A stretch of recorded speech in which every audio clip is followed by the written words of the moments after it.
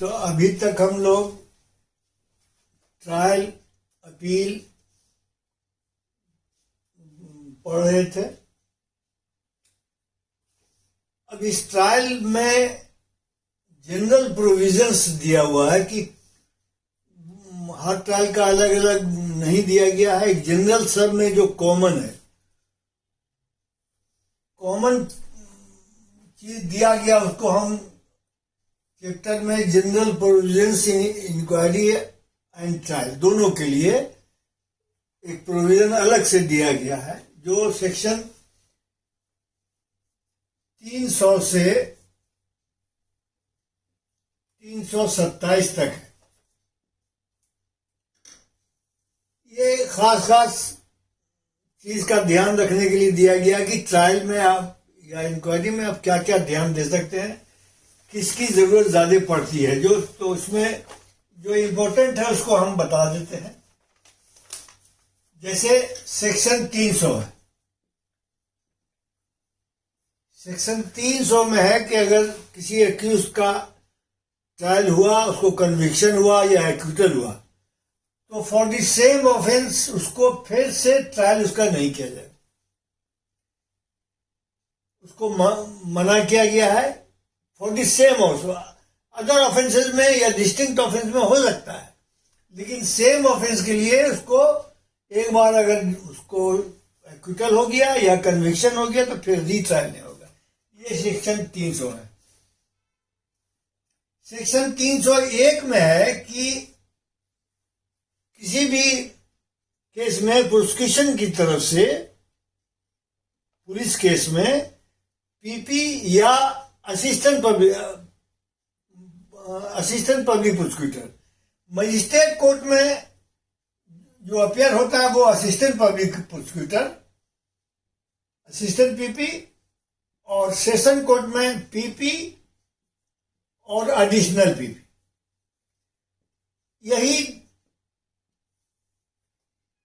ये magistrate court के लिए, ये सेशन कोर्ट के लिए।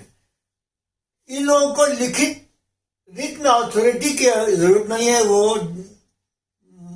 ऐसे ही अपियर हो सकता है बगैर किसी ऑर्डर की। केवल यही 301 यही बतलाता है।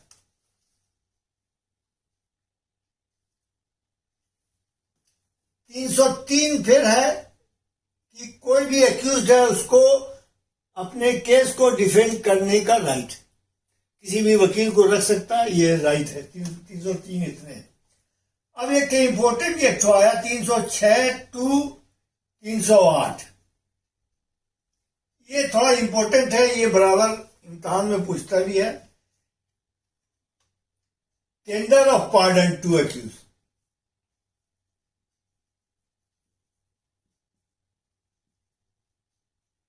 अगर कोई पार्डन टेंडर करता है एक्यूज,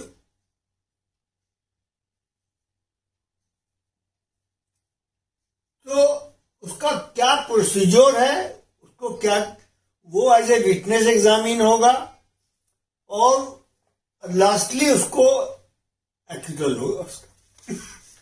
और ये कौन केसेस के लिए, जैसे सेशन ट्राइब्यूनल केस हो या जिसमें 7 साल से ज्यादा सजा हो, वही उसी ऑफेंस के लिए ये एप्लीकेबल, उससे नीचे वाले के लिए नहीं। तो टेंडर ऑफ पार्डन उसी केस में होगा जो सेशन ट्राइब्यूनल हो या जिसमें सजा हो।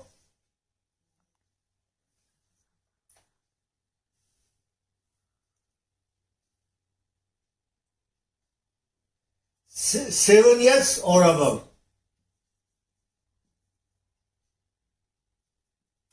तो ये दो तरह के ऑफेंस के लिए 306 यानी टेंडर ऑफ पार्डन 306 से 308 तक इसमें डील किया गया है कि कैसे क्या प्रोसीजर होगा, कैसे उसको एग्जामिनेशन होगा, कौन मजिस्ट्रेट उसको एग्जामिन करेगा, सेशन ट्राइब्यूनल अगर है तो उसका क्या प्रोसीजर है, जनरल ट्राइब्यूनल है तो उसको क्या। ये 306 से 308 में लिखा गया है और उसका रिजल्ट होगा कि ही विल बी एक्विटेड।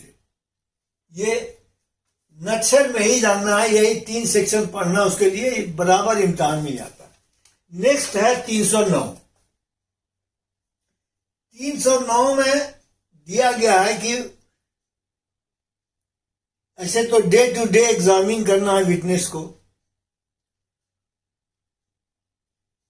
और अगर अक्यूज जेल में है तो उसको कैसे रिमांड करना है कि अगर नहीं कंक्लूड हुआ ट्रायल तो रिमांड करना। तो रिमांड का प्रोविजन ट्रायल कोर्ट के लिए यही है 309। Trial court can remand the accused. इसमें एक शर्त यही है कि 15 दिन से ज्यादा आप रिमांड नहीं कर सकते एट ए टाइम। हर 15 दिन में उसको रिमांड करना होगा। अगर ट्रायल कंक्लूड नहीं होता है तब यही एडजॉर्नमेंट का पूरा प्रोसीजर है। और ये यहीं पर हम देते हैं कि रिमांड का दो ही प्रोविजन है पूरे सीआरपीसी में। इनिशियल स्टेज में 167 और ट्रायल स्टेज में 309। इनिशियल स्टेज मीन्स इन्वेस्टिगेशन और ट्रायल से पहले अगर रिमांड होता है तो उसके लिए 167 सेक्शन है, और ट्रायल जब शुरू होता है तो उसके लिए सेक्शन 309। यही दो सेक्शन है। कोई भी अक्यूज को जेल में मजिस्ट्रेट भेज इसी दोनों प्रोविजन के तहत रिमांड कर सकता है कोई भी मजिस्ट्रेट कोर्ट जेल भेजता है। ये 309 है, ये थोड़ा इंपॉर्टेंट उसके बाद है।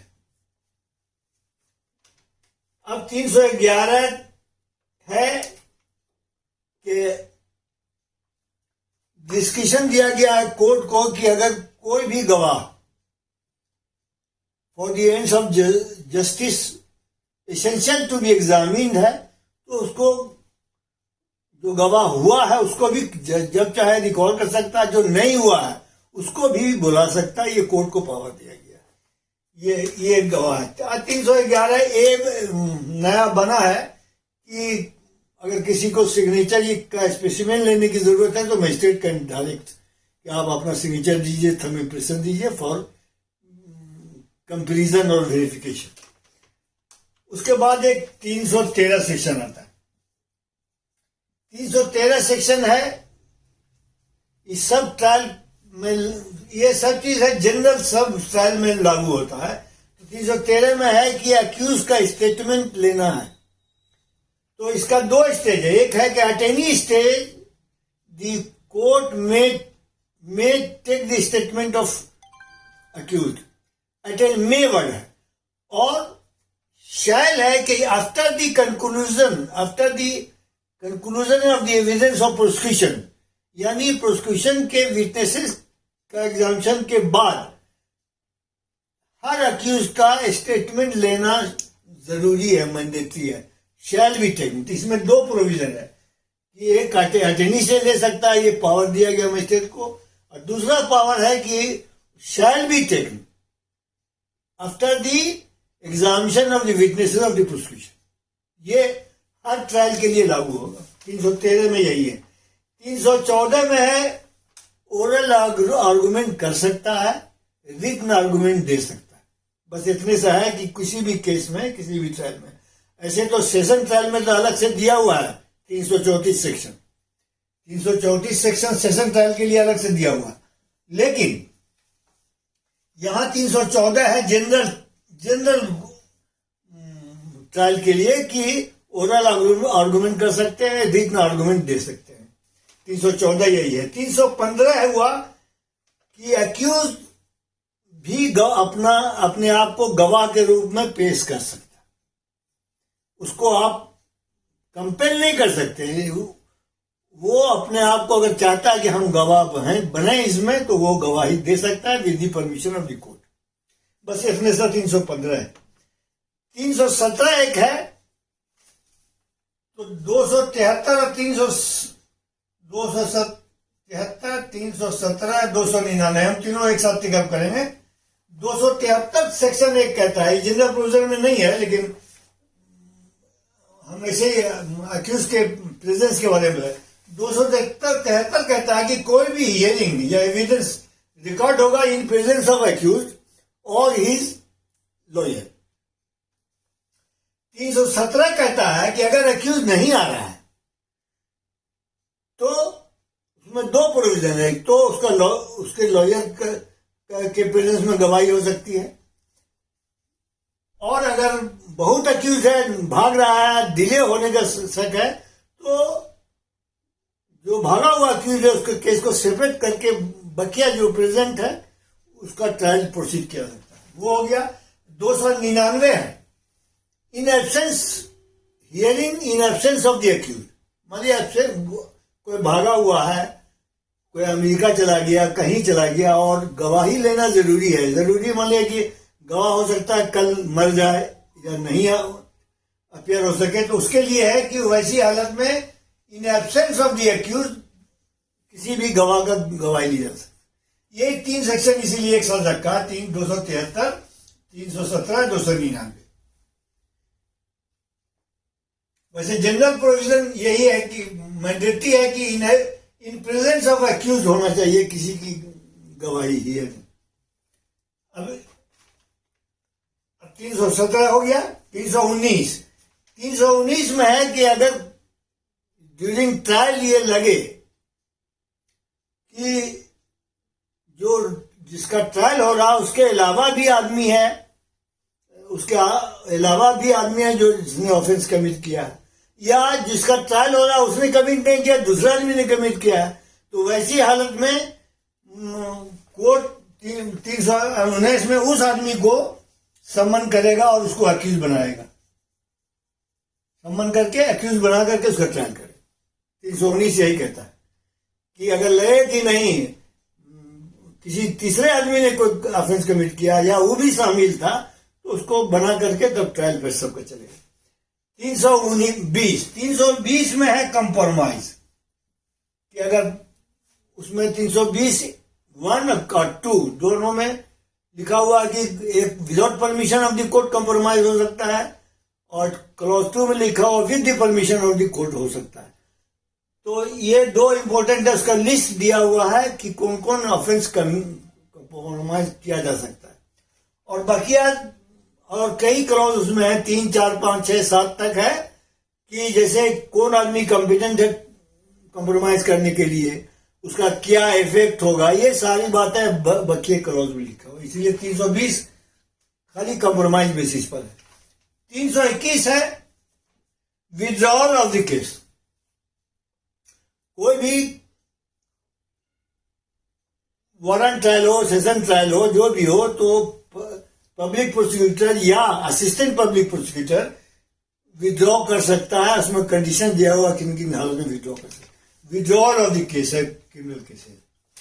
321 हो गया। 322 में है कि अगर मजिस्ट्रेट को लगता है कि हम कॉम्पिटेंट नहीं है ट्रायल के लिए, दूसरा मजिस्ट्रेट ट्रायल के लिए कॉम्पिटेंट है, तो वो सीजीएम को लिखेगा, सीजीएम कंसर्न मजिस्ट्रेट के यहाँ ट्रांसफर करके भेज दे। 322 यही कहती है। जैसे कोई ऐसा ऑफेंस है ट्रायल के दौरान लगा कि ये मजिस्ट्रेट 1st क्लास के ट्राइबल है और ट्रायल हो रहा है मजिस्ट्रेट 2nd क्लास के, तो 2nd क्लास का मजिस्ट्रेट का वो सबमिट कर देगा या इसको मेरे यहाँ से हटा लीजिए।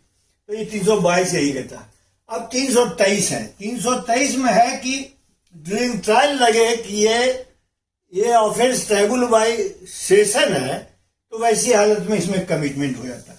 ये मजिस्ट्रेट का काम क्या है, कमिट कर देगा टू द सेशन।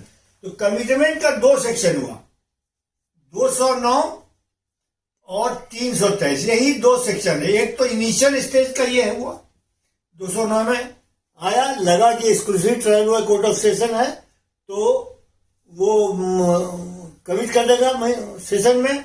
और 323 है ट्रायल स्टेज के लिए। ट्रायल स्टेज में यही 2 स्टेज है इसका कमिटमेंट का। कमिट कर दिया जाता है, मजिस्ट्रेट भेज दिया उस सेशन कोर्ट में फॉर ट्रायल।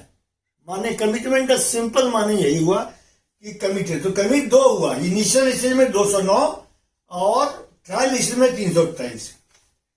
अब 325 हुआ कि अगर मजिस्ट्रेट 1st क्लास है, कोई ट्रायल कर रहा है, उसको लग रहा है कि इसमें हमको पावर है 3 साल तक सजा देने का, लेकिन उसमें होना चाहिए 5 साल 7 साल। तो वैसी हालत में वो क्या करेगा, रिपोर्ट सबमिट करके सीजीएम को भेज देगा कि हमको लगता है कि इसमें ज्यादा सजा होना चाहिए जो हम कॉम्पिटेंट टू पास नहीं है, इसीलिए इसको हम भेजे हैं। 325 हो गया। अब 327,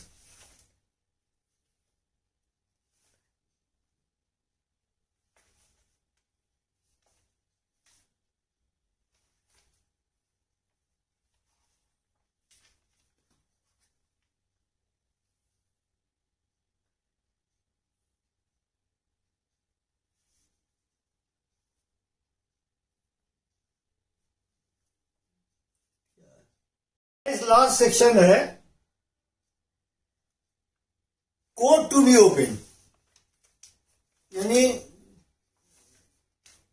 कोर्ट का जो ट्रायल होना चाहिए, the place in which any criminal court is held for the purpose of inquiring into और trying any offence shall be deemed to be an open court to which the public generally may have access so far as the same can conveniently contain them। माने court का जो place होना चाहिए वो आम public के लिए होना चाहिए, अनलेस की कोई अदरवाइज, जैसे कोई ऐसा ऑफेंस है जिसको बंद कमरे में ट्रायल करना है तो अलग बात है, लेकिन माने कोर्ट टू बी ओपन माने जनरल पब्लिक के एक्सेस में होना चाहिए, उसकी पहुंच होनी चाहिए, यही कहता है 327।